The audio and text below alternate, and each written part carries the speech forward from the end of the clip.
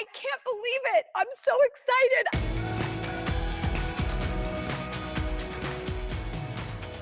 I'm so excited to present an interview with a woman I have called my parenting icon, but she is someone that we have come to know, love, and respect for a multitude of reasons.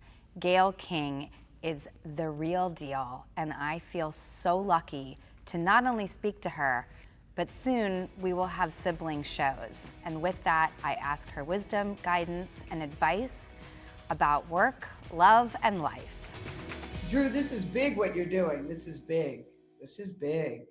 So listen, I'm cheering you on. It's big and I think it's fulfilling. I think it's fun and it's a lot of work.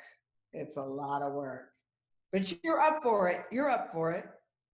I am very tireless and want to put everything of myself almost into a piggy bank every day and then break it on the floor and see what comes out in that mosaic. Yes. I'm going to be your sibling show. So I like that, the sibling show. I like that. Hey, Drew, what are you most excited about as you're about to start this? Because this is big, but this is a lot of fun. It's a lot of fun. What are you most excited about? To not play a character, Oh. to be myself, and take everything I've learned along the way and make it applicable to the show. I think I've realized that I'm capable of a lot of change, and I know it wasn't always pretty, but I would get to places. So to have that faith makes me feel like we are all capable of change. And so I'm excited because you work on yourself and you educate yourself until the day you pass on and then some. And I love humor.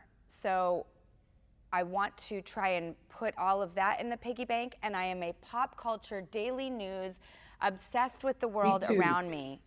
Me too. Me too. I so love pop culture. I so love politics. This is the thing. I am such a news junkie about all things, whether it's politics. I said, I am just as interested in talking to Mike Pompeo, Secretary of State, as I am one of the Real Housewives about something that happened, or whether there's something that happened in sports. When I was a little kid, they said, you're so nosy. And nosy, I don't take as a compliment. I prefer, Drew, curious or inquisitive. And so I still sit here at 65, still feeling curious and inquisitive. And you must have that too, where you're just genuinely interested about all types of things. You talked about a curation of life. People are interested in what Mike Pompeo has to say because it's going to affect their life. People want to escape into the Real Housewives because that's what they need after dealing with the realities of the world. And sports is the ultimate thing and the safest thing for people to argue about at this juncture. I think in the TV news business, I always say I have a front row seat to life, a front row seat to history. I like to be informed. I like to let people know what's going on, but there's a lot of good out there too. And I don't want us to lose sight of that. It's funny because in late night, they're like, you did a great job by living and getting through the day. Now we're going to put you to bed with some laughs. I want to start the day that way. Yeah. It's true. It's true. I really fought to be live because I felt... Are you going to be live? Are you? Oh, Drew, that's the best. I'm so excited. Oh, I think you know why that's the best? Because it happens in real time. Whatever happens, happens. And even if stuff is going to hell in a handbasket, it's okay. When all else fails, you can go to commercial break. But I like that you can be, if you're live, you can be topical. And there's always something going on in the news to talk about. There's always something going on in your day-to-day life. I didn't know you were going to be live. That's great. I fought very hard for it. That shows confidence, Drew Barrymore, that you want to be live. That's confidence, girl. I'm impressed. Thank you. I'm impressed. Oh my God. I'm impressed. The problem is people are still trying to look at how Oprah did her show. And I think you have to throw everything up and just start from scratch and come up with something that's new and different. And going live gives you the opportunity to do that because you can really react in real time to what's happening. And that alone is something that will set you apart. which is really, really terrific. Gayle thinks it's okay. Gayle thinks it's okay. Gayle thinks Yeah. it's okay. Drew, you know what else is okay? When you make a mistake, you just keep going. I think it's silly to act to the audience that everything is just fine when really it isn't. When really it isn't. And sometimes it's okay to be imperfect. I'm not a perfect person, and I don't want to pretend that I am. My daughter's school motto is brave, not perfect. Yes. If I may, like, just saying your name gave me an emotional surge of excitement, because you are one of my parenting icons. Oh, parenting icon. Oh, Yeah. I love being a mother though, Drew. You must too. I loved every single stage and still do, still do. You wrote something in your book that made me burst into tears this morning. Um, Maybe you would choose to concentrate on how to manage life's big relationships. Imagine being able to send that word that marriage gets complicated and that sometimes the decision to stick it out or to leave is the best one you will make in life. It's true. I think the hardest decision I've ever had to make in my life and ever will was that choice, because I too wanted that perfect family, that four top for life, the Yes. double date. Um, and so to have the opposite experience for my children than I had, and it was as if I made the ultimate promise of my life and I wasn't keeping it. Yeah. And it was the hardest decision I've ever made in my life. You know, back in the day, people would stay together for the sake of the children. But what message does that send to the children? That you should be miserable and stay in a relationship? I think everybody deserves to be happy. Look, this is what I realized. As long as kids feel loved and secure, they will be okay. And as long as they know that they have the both of you and they don't have to choose sides, that's the thing. You never want them to feel they have to choose sides, or if they love their dad, it's a slight against you, or vice versa. They will really be okay.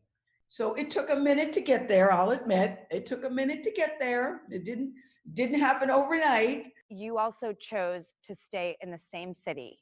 Yeah, And I have such respect for that. I moved from California to New York so that the girls would be 10 blocks from their dad and not across the country. I get it. I get it. Listen, this is the thing, Drew. This was way back when Oprah had her show and she was talking about giving the show up because she wanted to go into acting. She wanted to go into acting. She wanted to act full time because she loved acting. So her plan was, you move to Chicago and we'll incorporate you in the show so that at the end of, for a year, so at the end of the year, then I can sort of pass the baton. And I was really, imagine a huge opportunity. I was really excited about that. And the kids were, you know, we were divorced, so they were still young. And then I realized that that wouldn't be fair to them, that wouldn't be fair to them. It would be great for me, be really great for me, but that wouldn't be fair to them. And so in the end, I decided to not take her up on that offer. But Kirby, favorite daughter Kirby, favorite son Will, their well-being to me was more important than whatever career opportunity I could have had at the time. And I don't regret that. You probably don't either, do you, moving? Ultimately, I ended up finding my way, tremendous happiness, a wonderful group of friends, a life that was conducive. And the thing that gave me the most happiness was, though I couldn't control making a marriage that didn't work. Yeah. And the failure and the guilt and I've never felt, it took me down for 5 years. I couldn't function. It was as if I was letting them down. But you're not letting them down. You know, I had a husband that didn't believe in monogamy. I happen to think that's important in a marriage. And so, you know, you're not really letting them down because you're still their mother, he's still their father, and you're still going to raise them with an abundance of love. So you're not letting them down. Thank you. And it is amazing to hear that from my parenting icon. And the one thing I knew I could control is that if I put my compass, my North Star, in their best interest, that no matter what happened, everything would be okay. Yes. Do we all, listen, we all grew up, you know, with the belief of a nuclear family. or that was my dream. That was my dream of success, a nuclear family. And now it's different, but it's still just as, it still is very fulfilling for me. And I think for them too. They would much rather be have us separated and happy than together and not, and living in a household that was tense. And you think that you're hiding it too from the kids, but they sense it. It's energy. They know everything. Yes. They feel it. Yes. And I fought really hard with his family as far as I said, there is so much love and respect and goodness here that I'm staying, nothing is changing, and we're just going to figure this out one step at a time. And now I text them like, okay, so when I come and the kids are like, I'm going to stay in the house and we're going to do breakfast, and everyone's like, great, PJs, here we go. And there is such functionality, and we put the function in dysfunction. Yes. Are you still close to his family? Very close. That's good. And do either of you have significant others in your life? I have not recovered. I have the kids at their ages. It's like my cup runneth over. I don't really have the bandwidth or the interest. And I'm so exhausted. And it's like kids, work, friends, the OG family. Yeah, I know. I go, yeah. But I say it's hard out here for a pimp in terms of the struggle is real when it comes to dating. And I always say when you meet the right one, you'll find your cup runneth over, your plate is full, but I'll move the little mashed potatoes over and move the string beans over and I'll figure it out. I will figure it out. Well, no one's made me want to move my mashed potatoes. Yeah, me too. But I love dating. I love romance. I am the ultimate non-cynic. And I am obsessed with love and relationships because… Me too. I love love, and I love a good love story. I'm such a romantic. Yes, me too. And I want to be in everyone's dating business and life. And I'm like, yes, okay, I have a divorce, but I swear to God, I'm good at this. You know why we love love? Because we still believe. I do. I still believe. And listen, I don't ever want to lose that. Can I ask you a rapid 5 question? Okay. What is your favorite go-to question? What song best describes you? I love that question. Do you have a dream guest? Of course, everybody wants to talk to Harry and Meghan whenever they will talk. So there's an ask-in for that always. I still want to talk to Felicity Huffman. Kim Jong-un, I'm curious about what he's thinking and the role that he's playing. This is the thing about the job that we get to do, Drew. There's always somebody new to talk to. I like being able to introduce the audience to someone that they've never heard about. Do you have a host, journalist from whatever time that is a hero to you? You always remember the person that helped you in the beginning. For me, that's J.C. Hayward. But what you realize is there's only one you. So try to be the best you can be. I've never tried to imitate anybody, but just you might take a little bit from there, a little bit from there. I love Diane Sawyer. Diane Sawyer has a sophistication that I never felt that I could pull off, but I love watching Diane Sawyer on TV. What is your research process? The producers do a really good job of preparing you, but I like to read the books. I like to see the movies because, Drew, I'm always looking for that one little nugget. And is there a question you wished you had asked? I mean, you always have that when the interview's over. You go, I wish I would have asked, fill in the blank.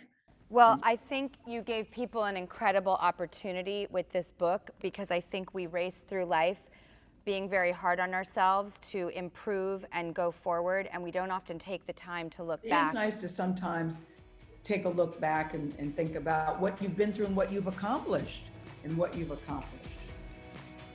Wow, I am so excited that I got to speak with someone who I could not have any more respect for than I already do. But I'm very excited to have a sibling show with the great Gayle King. I hope to do her proud. She is someone I have followed throughout my life and will continue to do so because she is the example. So thank you, Gayle, for taking the time to continue to guide me.